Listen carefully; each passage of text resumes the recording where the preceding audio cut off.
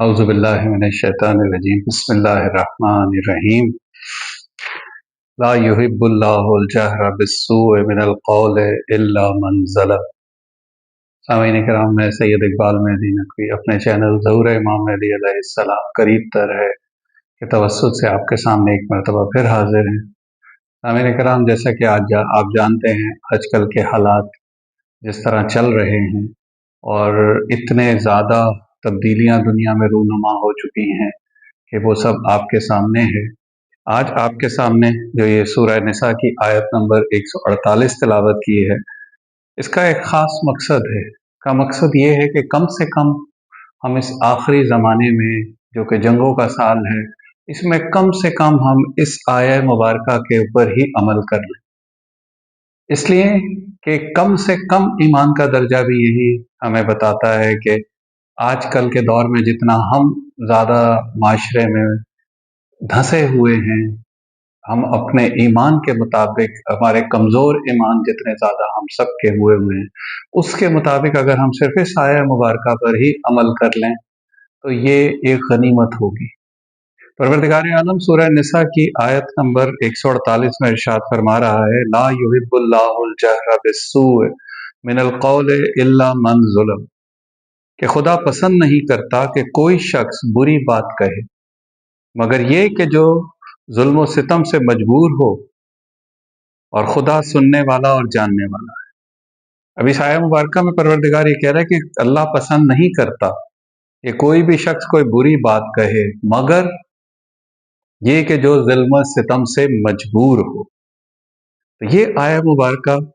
اس وجہ سے اللہ کسی کی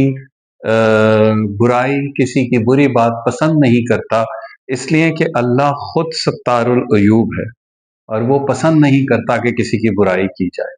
تو اب یہ اس آیہ مبارکہ میں اگر ہم تھوڑا سا توجہ کریں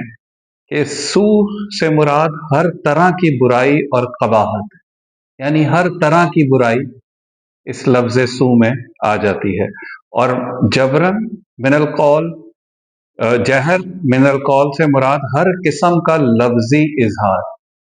چاہے وہ شکایت کی صورت میں ہو یا کوئی اور۔ یہی وجہ ہے کہ جن آیات سے پروردگار عالم نے اس آیہ مبارکہ کو ہمارے سامنے رکھا، یہ میں ترجمہ پڑھ رہا ہوں اور تفسیر نمونہ کی جلد نمبر 2 سے، جس میں پروردگار اس کی تفصیل کر رہا ہے کہ من جہر من القول سے مراد ہر قسم کا لفظی اظہار، یعنی کہ جب ظالم اپنے اتنا ظلم کرتا ہے تو جو مظلوم ہے وہ جب پکار کرتا ہے تو اللہ کو وہ پکار سننے والا بھی ہے اور وہ اس کو پسند بھی کرتا ہے۔ یعنی کہ ظالم کے خلاف آواز اٹھانا پروردگار عالم اس کو پسند کرتا ہے۔ تو ایسے مواقع پر صرف ظالم کے ظلم اور مظلوم کا جو دفاع ہے وہ پروردگار اس کو پسند کر رہا ہے۔ یعنی کہ بلا وجہ اگر آپ کسی پر ظلم کریں تو وہ مظلوم جب اپنی آہو بکا کرے گا تو وہ اللہ کی بارگاہ میں وہ سنائی بھی ہوگی اور وہ اس کو پسند بھی کرتا ہے۔ تو اب اگر اس کو آپ آج کے زمانے میں دیکھیں کہ ظلم کے خلاف کیا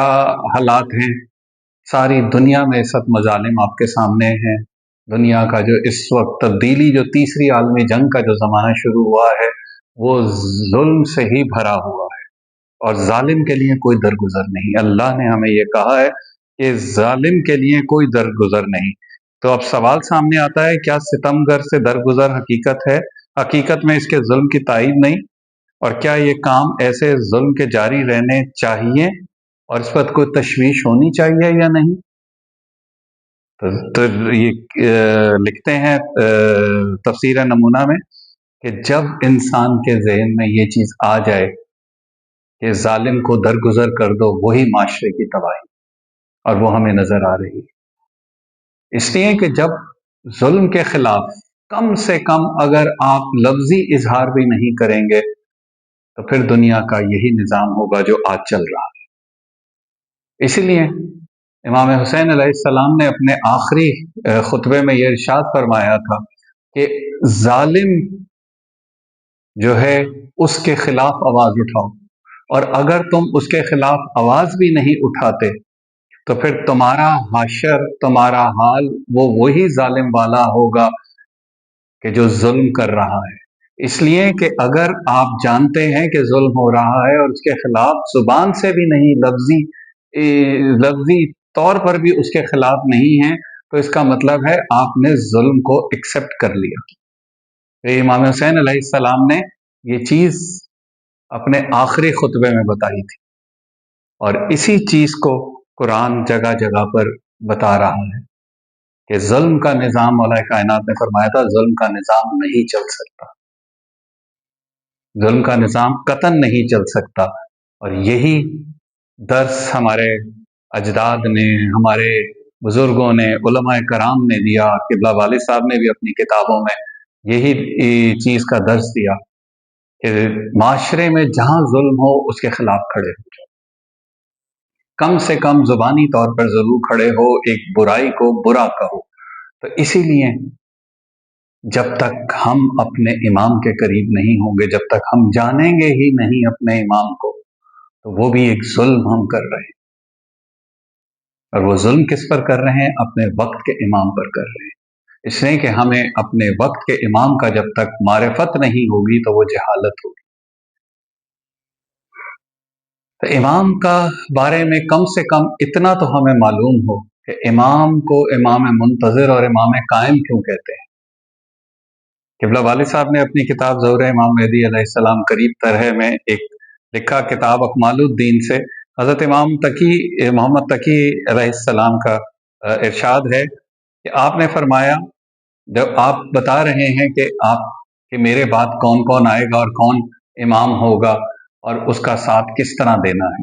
آپ فرماتے ہیں، امام محمد تقی علیہ السلام ارشاد فرماتے ہیں کہ میرے بعد میرا بیٹا علی علیہ السلام امام ہے، اس کا حکم میرا حکم ہے، اس کی بات میری بات ہے، اس کی اطاعت میری اطاعت ہے، اس کے بعد اس کا بیٹا حسن امام ہے، اس کا حکم اس کے والد کا حکم، اس کی بات اس کے والد کی بات ہے، اس کی اطاعت اس کے والد کی اطاعت ہے، اس کے بعد آپ خاموش ہو گئے۔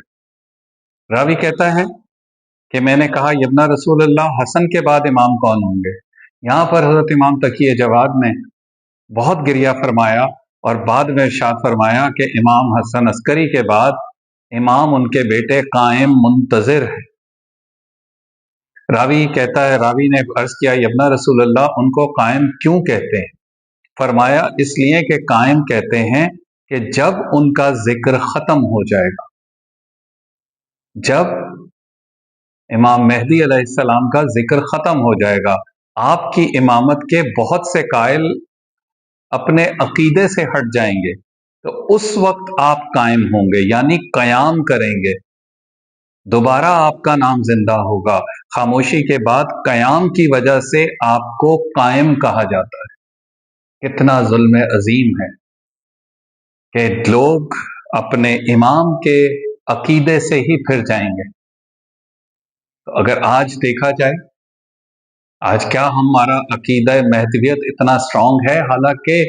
یہ تشیع کی اساس ہے عقیدہ مہدویت، اب خالی تشیع کی اساس نہیں، یہ اسلام کی اساس بن گیا ہے عقیدہ مہدویت۔ تو اگر ہم اس کے ساتھ نہیں جڑے رہیں گے تو ہم سورہ نساء کی آیت نمبر 148 کے خلاف جائیں گے۔ آگے کہتا ہے راوی کہ راوی نے سوال کیا کہ آپ کو منتظر کیوں کہا جاتا ہے؟ تو امام تقی جواد نے فرمایا کہ اس کی وجہ آپ کا غائب ہونا ہے، جو کہ ایک طولانی عرصہ ہوگا۔ آپ کے جو مخلصین ہوں گے وہ آپ کا انتظار کریں گے، شک کرنے والے آپ کا انکار کریں گے، منکرین آپ کے ذکر کا مذاق اڑائیں گے، اور جو لوگ منکرین ہوں گے وہ ظلم عظیم کر رہے ہوں گے۔ تو اب یہ جو تمام باتیں ہیں، اس سے ہمیں کیا پتہ لگ رہا ہے کہ ہم اپنے وقت کے امام کے قریب اگر نہیں جاتے، ان کے بارے میں معرفت نہیں حاصل کرتے، تو ہم ظلم کی کیٹیگری، ظالم کی کیٹیگری میں آ جائیں گے۔ اور جو عقیدہ، اگر ہم عقیدہ مہدویت سے ہٹ جاتے ہیں تو اس سے بڑا ظلم بھی کوئی نہیں، جو کہ ایک اساس ہے اسلام کی۔ اسی طرح اصول کافی میں حضرت امام جعفر صادق علیہ السلام سے روایت ہے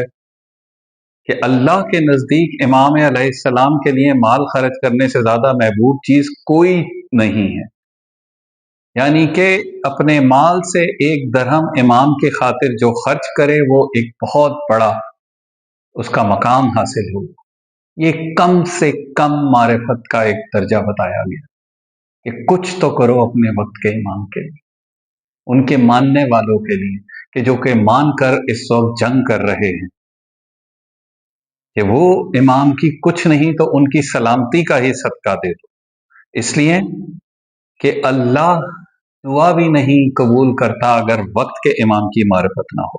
یہ بھی اکمال الدین میں حضرت امام جعفر صادق علیہ السلام سے مروی ہے کہ خداوند نے کہ اللہ اس کی جب تک نبی کی اور وقت امام کی معرفت نہ ہو اس کی دعا ہی قبول نہیں کرتا۔ سامعین کرام، آج کے اس دور میں، اس آخری زمانے کے دور میں جس میں ہم جی رہے ہیں، جو کہ جنگوں کے سال ہیں، بظاہر سیز فائرز ہیں، لیکن سیز فائر آپ کو نظر آ رہا ہے کس طرح کا سیز فائر ہے کہ ہر طرف سے گھیرا جا رہا ہے۔ اس زمانے میں اپنے وقت کے امام کی معرفت کس قدر ضروری ہے اور کس قدر اس کو حاصل کرنا ضروری ہے تاکہ ہم اپنے عقیدے کو مضبوط بنائیں اور ظالم کی کیٹیگری میں نہ آئیں۔ تو دعا ہے کہ پروردگار اس آخری زمانے میں، اس جنگوں کے زمانے میں ہمیں سب کو اپنے وقت کے امام کی معرفت حقیقی معنوں میں حاصل کرنے کی توفیق عطا فرما، اور کم سے کم ظالم کو زبان سے ظالم کہنے کی توفیق عطا فرما، ہمارے ایمانوں کو اس قدر مضبوط کر دے کہ ہم اپنے وقت کے امام کے ساتھ کھڑے ہو سکیں۔ وآخر دعوانا ان الحمد للہ رب العالمین۔ اللہم صلی علی محمد۔